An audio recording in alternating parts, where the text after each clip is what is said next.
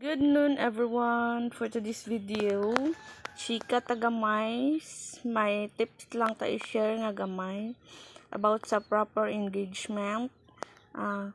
Proper engagement, no? Lantaw na to ang videos. Tapuso na to lantaw ang videos. Antes ta mo react, comment, or share.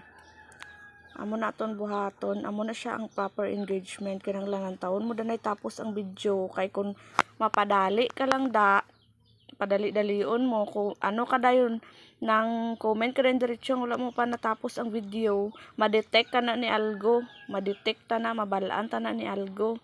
Di kundi manubo naman ang dashboard ta.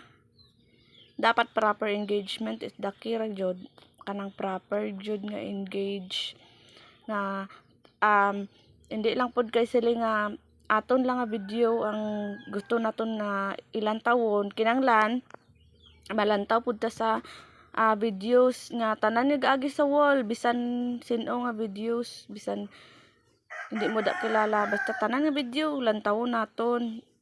Kabalo ta mag makig halubilo sa iban bakay para nga mo taas ang atong level gani. Makuan man pud gunagud, ma-detect pud na siya ni algo, mabalaan pud na niya nga nang kung anong imo ginahimo dira, mabalaan pud na niya.